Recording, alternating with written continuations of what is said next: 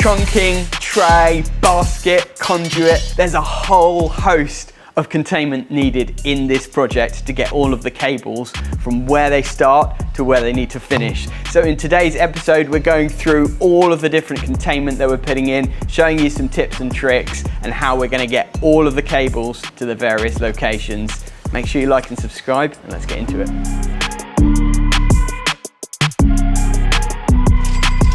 So as we started to strip out, the goal was to preserve as much of the wiring as possible to save on costs.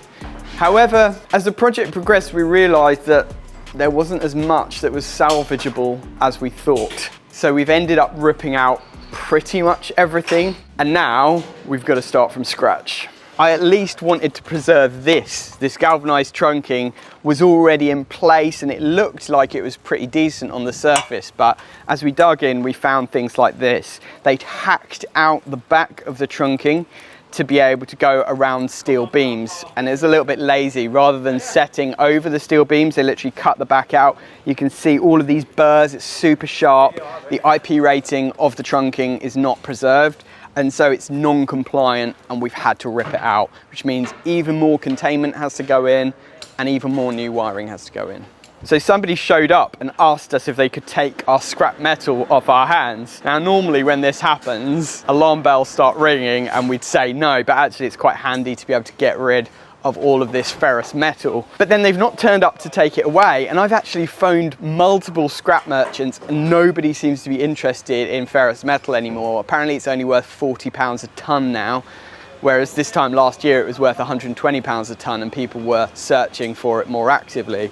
So right now we're actually putting messages out on Facebook groups just to see if anyone will pick this stuff up. It's probably a breach of some kind of waste carrier's license, so I don't know if I'm supposed to say that, but yeah, we're trying to get rid of this and hopefully someone can take it away and recycle it.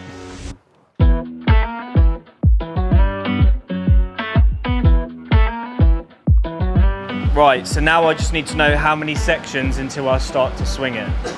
Just mezzanine going in.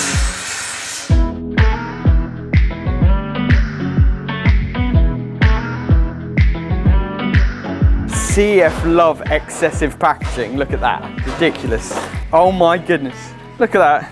Anyone want to complain about single-use plastics? Like every single window bracket is wrapped in cling film. Come on guys, CEF, sort it out. That will slide through, purlin sits in there, and you tighten that up, and then there's no way the unit can come, straight across. And then we'll rod off and bend the rods, or we can get the ball swivels. I have no problem with bending rods, but a lot of YouTube commenters will. The traditional way is just to bend it. You know, I've been in buildings, 3 times as old as me, and they're all bent and they're fine, It doesn't reduce the rigidity or anything. But now we'll even do a thing that you screw in and it's on a ball swivel, so the rods hang, and they're rated to take like 100 kilos on each point and stuff. You will have everyone saying you shouldn't bend the rods, but like it's the traditional way. That's how I got taught by proper electricians. So proper electricians, let us know in the comments how you do it. So Jacob was doing work experience with us last week. The guys have asked if he could come back to help this week as well, so he must have made a good impression. And he's already got a nickname. What are they calling you? Cobbler. Cobbler. So he's learning the way of the tray this week. YouTube is such a powerful tool for marketing a business. It's enabled us to get to this point in our business where we've grown so much, from me just being a one-man band to having a whole team. And there are a lot of other businesses that are starting to benefit from their YouTube channels as well. In fact, over the last 6 months, we've been teaching a crew of students how to start and run a YouTube channel to be able to grow their trades businesses. And we're just about to launch the second cohort. So if you're interested in starting your own YouTube channel and getting our help, the help from me and my team to grow your business with the power of YouTube, there's a link below where you can find out more and join the waiting list. So right here, right now, there is no floor. But in a matter of hours, the mezzanine floor is going to be extended all the way across here to open up this space and give us a larger open plan office. The mezzanine goes up super quick with new steels, new boards, and I'm really excited to see the finished product by the end of the day. bit like what we've done up there. Yeah. You basically just have to chop out the sections to make it like little pizza slices. Oh, okay. So you're going to cut these out and then just... That's it, yeah. You've got to cut the right side out, which is this side. Keep this side for rigidity, and then we just sort of bolt them together. You can obviously just like start and stop and stuff, but I like to try and keep it continuous. It's not so bad with smaller bits because this is such a wide basket. The bend radius ends up being quite big. Yeah. But yeah, you can sort of work it out because it's all in 100mm sections. So we realised the ceiling tile was like here and here or something. So we had to like start pretty early to end up in the ceiling tile. Nice. But yeah, this stuff is easy compared to like tray and ladder and stuff. This is this actually is Meccano. It is, yeah, I love it. Tray and ladder takes a little bit more finesse, but yeah, this stuff is super easy. I've seen projects where they use baskets for all their cables, not just data. I don't really know why we don't do that more often. Yeah, it's big in like Europe and stuff as well. Yeah. And they do like little things that clip on the sides where conduits you can put the boxes on. That's it. Yeah. So it's pretty good. I think we just like, you know, the British way is like steel tube and, you know, industrialism and stuff. Make life hard for ourselves. Yeah, it'll look good for your data though, for your rainbow spaghetti. So exactly. We're trying to find a better name for that, aren't we? Yeah, the what should we call it?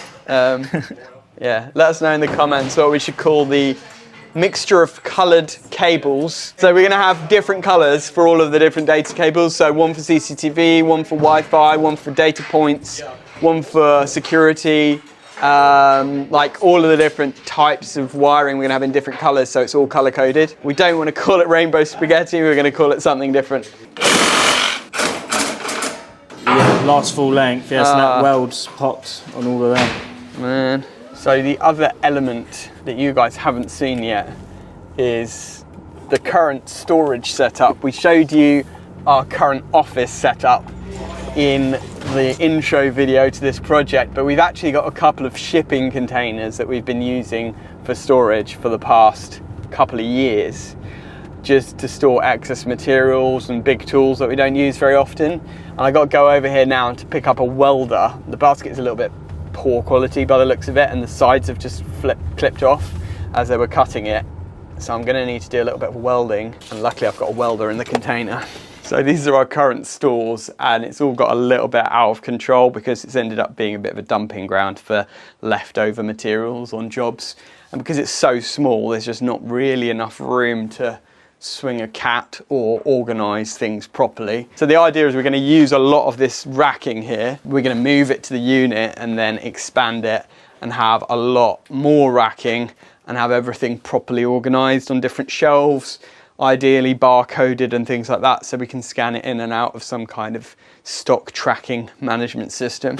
But it's all a bit of a work in progress. Welding, here we go. We've got a special box for welding, look at that. I bought this when a customer asked me to repair their electric gates. That was back in the day when I was a one-man band and I'd just say yes to anything that anyone asked me and I'd just figure it out, you know. So I bought a welder, I priced it into the job, bought a welder, repaired their electric gates. They've never failed since. So this is the second container. This one has got a little bit more space in it, but it's ended up getting used for like leftover solar panels from jobs that we want to recycle, but we have to do it in batches. Old van wheels, there's all sorts of stuff in here. We're going to need to throw away a lot of stuff, but as you can imagine, as we've sort of slowly grown and taken on one container and then another container, and we've got the rent for the office and everything, all of the costs for these various things kind of add up. And actually by having one unit and getting rid of these two containers, the office, we save a lot of money, which helps to compensate for the cost of the unit. So it makes it more affordable and actually more logical to have one place with enough space for us to do everything in one HQ. It's been a while since I've used this. A little tip for you, if you're ever welding and you start to smell burnt toast, you need to stop, because apparently that's your retina burning. Which is why I'm wearing all of this PPE. This basically blackens when the light starts shining bright, because you can get arc eye and it will burn your retina.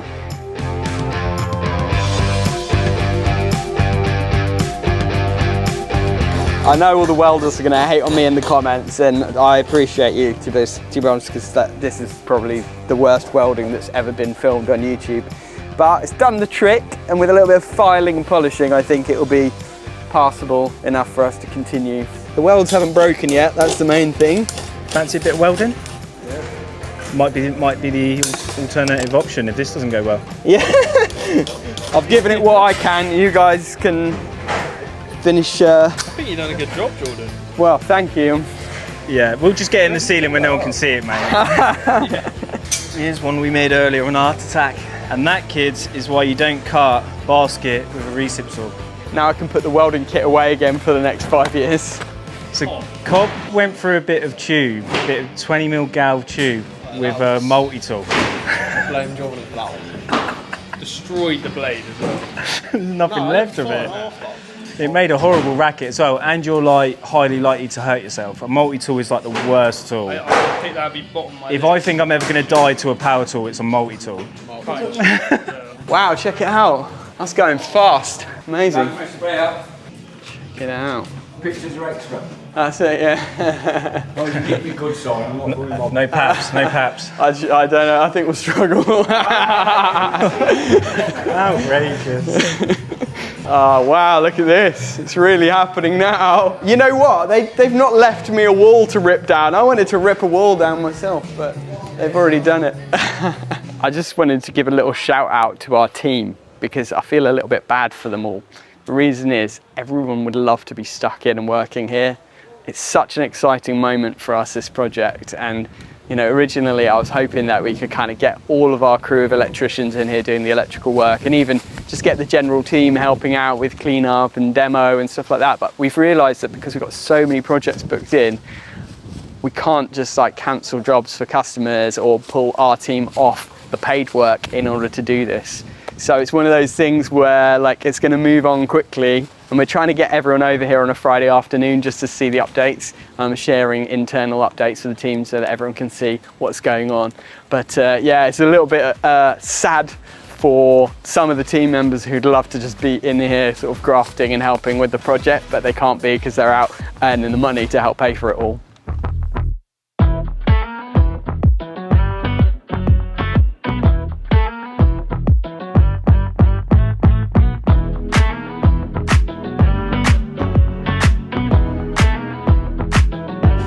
And just like that, a mezzanine was born.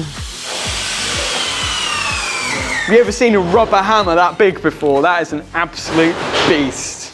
It's not even lunchtime yet, and the basic structure of the mezzanine floor is up, which is really awesome. It has blocked a lot of that natural light down into this space now. It's feeling a bit darker, but it's doing the job of giving us way more floor space upstairs. And now we've got a ceiling to work from for our YouTube studio.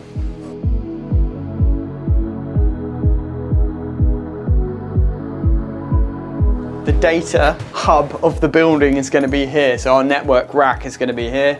We've got a ton of data going in, including some fibres as well.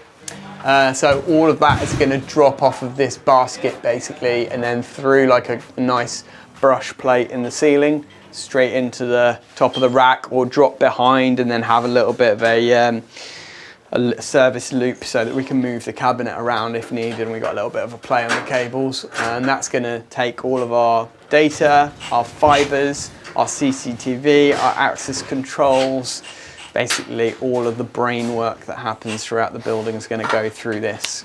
So how do you know where to run the cable basket and the cable trays and all of that? Well, that's where planning comes in, and knowing where all your various points are going to be, what size cables you've got. There's so many different steps and layers to a project like this to make sure that everything ends up as you want it and nothing gets missed. And one of those is really having proper drawings with the layout of all the locations, the various points. So that's what I'm doing with Richard from Preussy, who's a kind of our project manager. He's done a lot of the drawings for his work with the construction work, and we're going over these blank drawings now and we're overlaying them with the locations of our data points, our CCTV cameras, our access control for our various doors, and then also we're obviously planning out where our sockets are going to go, all the different power points that we need, our lighting points. there's so much to think about. But having a nice blank drawing like this that you can annotate and mark up really makes a big difference. So a lot of you guys mentioned in the announcement video that you'd love to see stuff about the fit out, particularly with regards to like the data and network side of things. So a lot of this is our data cabling, and we are going to do a bit more of a deep dive video on this stuff. But for example, this is YY cable. So this is a 4-core YY cable, and this is going to be used to wire all of our mag locks for our doors. So this is a 2-core YY, which is going to do our door release switches. So this is special DALI lighting cable, and it's basically a 5-core cable. So you've got live, neutral and CPC, and then you've got your DALI controls, positive and negative. That's an exciting kind of system for us to get to grips with, so that everything's kind of going to be fine-tunable via the DALI programming. The blue is for Wi-Fi, and we're using Cat6A for that, which gives us a bit of extra speed. We've got our 8-core YY here, which is going to do our door control junction boxes. And then in these boxes here, we got Cat6 in different colors for different points. So we've got red for general data, yellow for CCTV, and purple for door access control.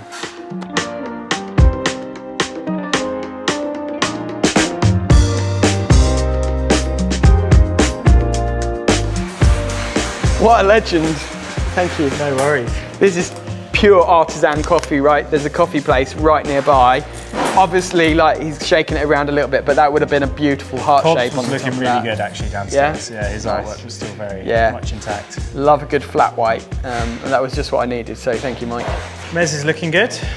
I know, just so quick to go up. Yeah, I can get that down now. And then, yeah, they're starting to... We're not keeping that. Yeah, just as a little relic. Stick it above Tom's desk, and he can just like be blinded by the sodium brightness. Yeah. Oh, I love that hammer. Is that yours? Yeah. Honestly. It's actually... I mean, it's like an ice pick, basically, It's completely isn't it? useless. It's actually a tent peg hammer. But yeah, completely useless for any actual hammering. Well, it looks cool in your tool bag. I've always had like tool envy when I've seen it in the side of your tool bag. I'm like, that just looks so good. Electricians always buy these massive claw hammers, but I mean, I don't think we really need them to be honest. I really rate the Weha. Yeah, that's it. Yeah, and that's like 200 grams or something. Yeah, it's a really nice hammer, electrician's hammer. This is purely for flexing, nothing else. So let me explain why we're installing the certain types of cable tray and basket that we're using and what they're for. So this is 300mm heavy gauge cable tray, and we're using it for all of our main cable runs. There's going to be a lot of armoured cables going throughout the building to feed various devices. And as our main distribution board is just through there, we thought it'd be a nice route to pop through the wall here and jump onto this tray. Then we can go up to get to above the ceiling for the office area for lighting and various things like the shower power, the water heater, stuff like that. Then along this tray and around, and we're going to then be able to drop down over there to our battery stacks and inverters. We're going to have some test rigs on the wall where we can test out different battery systems, different EV chargers, and we're also going to have a ton of sockets and other various power behind you guys where the workshop and stores area is. This cable basket, on the other hand, is purely used for data cabling. So all of the Wi-Fi, CCTV, Ethernet ports, fibre, door access, all of that cable is going to go on here. And you might think we've over-egged it a bit because we've put quite a wide 400mm basket in, but that's going to allow us to use a different line for each colour of data cabling and give us room for future expansion if we ever wanted to add more cables later. In a lot of European countries, they use basket for general wiring as well. It's quite nice because it's a lot easier to install, it's lighter. But in the UK, it seems we're very traditional. We like to use all of this heavy gauge cable tray for the power and then only use basket for the data. Let me know what they do where you're from in the comments below. So this is a custom made flat 90 here. Now you can buy them like prefabricated, but it's fairly easy to make these and make them look really nice. And the guys have done a fantastic job. They've pinched the edges down, so there's no sharp edges. Everything's neatly filed. It looks beautiful. It gives a nice angle to run the cables around. and it gets a great finish without having to buy these pre-made parts, which can actually end up taking longer to install.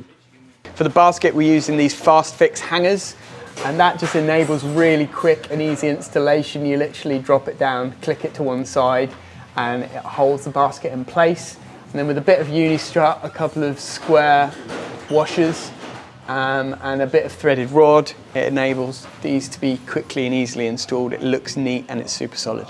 So the builders are busy starting already with this stud wall. So there's going to be a metal stud wall going up here. This is all going to be plasterboard clad basically with insulation behind. We're going to have this obviously quite well soundproofed, this studio, so it's important for it to be well insulated. But also from a temperature point of view, we're going to have air conditioning in here. We want to be able to maintain the temperature nice so it's not too hot in the summer or too cold in winter. As you guys probably know, if you've seen the channel, I love the kind of industrial look for wiring. So I like galv conduit for stuff as well. It just looks so beautiful, even though it's a little bit over the top for this kind of environment because it's not really heavy industrial. We're going to do galv drops for our sockets. So we're going to have a bank of sockets along here, metal clad. This is going to be like a workbench area for the guys to do prep work for projects and things. So it will have a nice bank of metal clad sockets with galvanized tube, and everything's going to kind of have that industrial electrical vibe. There's still a lot of table tray work to happen up here too. That's going to be hung off threaded rods. And there's going to be a long run of cable tray through here. Then it's going to tee off over there. We're going to hang some of our light fittings from it. There's going to be the air conditioning pipes and some of the air conditioning units, the internal units hanging off of that as well. So there's still quite a lot to do up here, and that's all going to be kicking off in the next couple of days.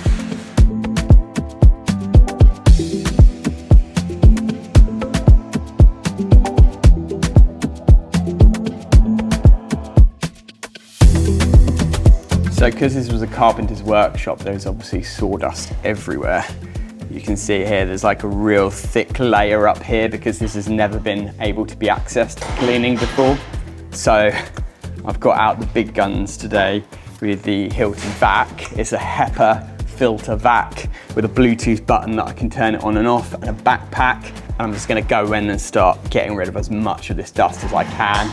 Just means there's less dust for everyone to have to breathe, and also it means that we don't have to try and clean it afterwards, or the dust doesn't end up getting hidden in the wall because there's going to be stud walls built up here and we don't want all of that horrible dust inside the walls. So today is the big day where we start putting in the containment up here. We've done a lot downstairs already, but there's a lot of cable tray to go up here, and it's a little bit more complex because it's going to be hanging down from the ceiling and it's all going to be on show. So it has to look super nice, and we've got to tie in with the builders who are going to be plasterboarding and insulating the ceiling. So the goal today is to get a lot of stuff prepped and get the threaded rods hanging so that the builders can put their boards up, and then we can hang our tray after that. So we're getting these bits of uni-strut in place for the cable tray to go on. They call these like trapezes basically. So you imagine like a trapeze artist swinging. The idea is the uni-strut goes like that. You can get it nice and level. You can get them all the same height with the laser level. And then they're secured with these square plate. So this is called an M10 square plate, and then an M10 nut and an M10 washer. And there's a little trick that I've been dying to try that I've seen floating around on social media. So let's give it a go.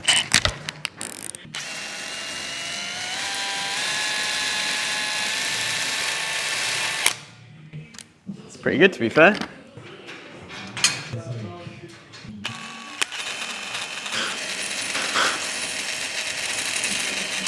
So that's basically it with the trapezes. Now they're hanging off uni-strut that we've run along lengthways. This cable tray has to look beautiful because it's all going to be on show. The lighting cables, the air conditioning pipes, and a few other bits and pieces are going to be going on this tray. And we're going to have light fittings hanging down from the tray as well to give that kind of industrial look. So we're just trying to get everything laid out roughly, then we'll do all the fine tuning, get it leveled up. But there's a problem which I need to explain to you. So this entire ceiling is going to be plasterboarded, insulation and then plasterboard. That's to stop it getting super hot in here. It's to do a bit of sound damping, because imagine if it hails or rains hard on this trapezoidal roof, it's super loud. It's a bit like being in a caravan when it's raining. And obviously this is an office environment. We want it to be quiet. We want it to be not too hot and not too cold. But all of this stuff needs to go up first, and then they need to plasterboard around it, which is a bit tricky for the builders. So what they're going to have to do is cut holes for the threaded rods to go through in the plasterboard. But because of these cross members, that's going to be almost impossible with the threaded rods being the length that they are. So what we're going to do is cut the threaded rods down to about 200 mil length, but we're going to prep everything first, get it all measured out, cut exactly how we need it, then just cut the threaded rods at 200 mil. That means they can get all their boards up, and then we can put joiners on the ends of the threaded rod and just fix everything back up at the end once it's all plasterboarded. So it's a little bit like Meccano, but it's great fun, and I think it's going to look beautiful when it's finished.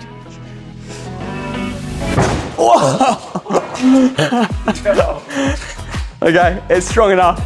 I think that the weight test, it's passed. So where this is a curved ceiling, obviously the rods don't hang directly vertical and level because the unistrut's going down at an angle. So what the guys do, this nice little trick, is they use a bit of galv conduit.